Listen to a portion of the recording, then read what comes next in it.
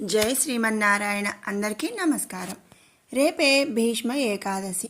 మరి ఈ భీష్మ ఏకాదశి రోజున చేయవలసిన పనులు ఏమిటి, అసలు ఏకాదశిలలో ఈ భీష్మ ఏకాదశికి ఉన్న ప్రాముఖ్యత ఏమిటి అనే ఎన్నో మంచి విషయాలు మనం ఈ వీడియోలో తెలుసుకుందాం. మొట్టమొదటిగా మన ఛానల్ని చూస్తున్న వాళ్ళు ఎవరైనా ఉంటే కనుక సబ్స్క్రైబ్ చేసుకోండి, అలాగే బెల్ ఐకాన్ కూడా క్లిక్ చేయండి. ఇక భీష్మ ఏకాదశి. భీష్మ ఏకాదశి మాఘమాసం శుక్లపక్ష ఏకాదశి నాడు వచ్చే ఏకాదశిని భీష్మ ఏకాదశి అంటారు. ఈ సంవత్సరం అంటే 2025వ సంవత్సరం ఫిబ్రవరి 8వ తారీఖున భీష్మ ఏకాదశి వచ్చింది.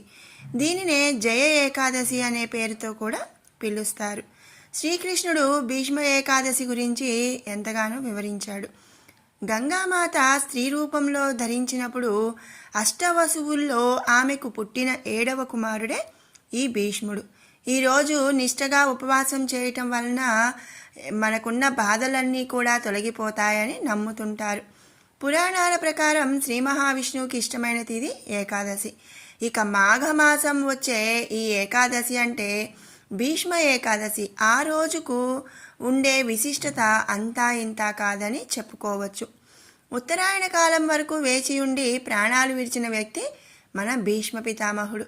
మాఘమాసంలో ఏకాదశి రోజున భీష్మ ఏకాదశి అని చెప్పి అంటారు. భారతీయ జనజీవనంతో పెనవేసుకుపోయిన భగవద్గీత మహాభారతంలోని భీష్మ పర్వం. మహాభారత గ్రంథానికే మకుటాయమానమైంది. భీష్మ పర్వంలో భౌతిక ఆధ్యాత్మిక రహస్యాలను శ్రీకృష్ణుడు వివరించాడని మన పండితులు కూడా చెబుతున్నారు.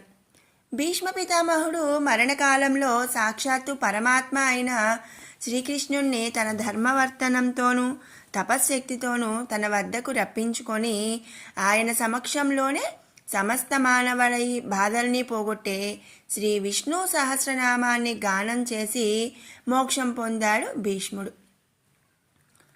వాస్తవానికి దక్షిణాయనంలోనే అంటే మాఘశుద్ధ ఏకాదశి ముందు 58 రోజుల పాటు అంపశయ్యపై పడిన ఉత్తరాయణ పుణ్యకాలం వచ్చేదాకా కూడా ఆగి కౌరవులకు పాండవులకు మధ్య జరిగిన యుద్ధంలో అధర్మం వైపు నిలిచినందుకు శిక్షను తనకు తానే విధించుకొని పరమాత్మ దర్శనంతో తన తప్పులను మన్నించాడని గమనించిన భీష్ముడు సంతృప్తితో జీవించి ఉండగానే మోక్షం పొందిన మహనీయుడు.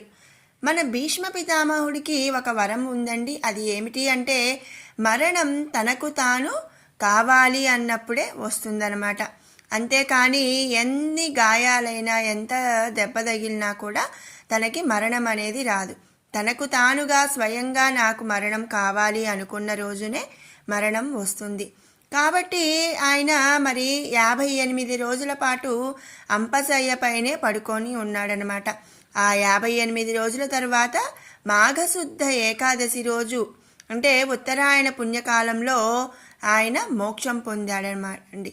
అంపశయ్యపై ధ్యానం చేసుకుంటూ ఉన్న స్థితిలో ఎవరో ఒక వ్యక్తి తన దగ్గరకు వచ్చినారని గ్రహించిన ఆ మహానుభావుడు పరమాత్మ అయిన శ్రీకృష్ణుడిని పాండవులను మూసుకుపోయిన తన కనురెప్పలను భారంగా తెరిచి చూశాడు. అప్పుడు చిట్ట చివరి దశలో ఉన్న కురువృద్ధుడైన భీష్మునికి ఎంతో ఆనందం కలిగి భక్తితో శ్రీకృష్ణునకు నమస్కరించాడు. ఆ సమయంలో పాండవులు భీష్మ పితామహునకు పాదాభివందనం చేశారు. ధర్మరాజు భీష్ముడను పితామహ అని సంబోధిస్తూ యుద్ధంలో శ్రీకృష్ణుడి సాయంతో భౌతికంగా విజయం సాధించాను, కానీ మానసికంగా గెలవలేకపోయానని విన్నవించాడు. మానసిక శాంతి కలగాలంటే ఏం చేయాలి అని చెప్పి ధర్మరాజు అడిగాడు. ఏ దేవుడిని శరణు కోరాలి అని అడిగా అంపశయ్యపై ఉన్న భీష్ముడు ధర్మరాజుని చూసి తన చూపులను వాసుదేవుడిపై శ్రీకృష్ణుడిపై నిలిపి, ధర్మరాజా, లీలామానుష విగ్రహుడైన ఈ శ్రీకృష్ణుడే అంటూ చేతులు జోడించి విష్ణు సహస్రనామాన్ని 1000 విధాలుగా కీర్తిస్తూ విశ్వకళ్యాణకాంక్షతో మానవాళికి అందించాడు భీష్ముడు.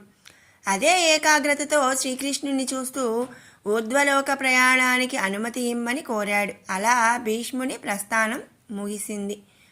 మరి ఎంతో అదృష్టం కదండి శ్రీకృష్ణుడి దగ్గర, అంటే ఆయన కన్నుల ముందు ఈయన మరి తనువు చాలించాడు. అది కూడా మరి చూడండి, తను చేసిన తప్పులు తను ఈ జన్మలోనే అనుభవించాలి అంటూ మరి 58 రోజులు అంపశయ్య పైన ఉండి ఆ తరువాత ఆయన మరణం కోరాడు.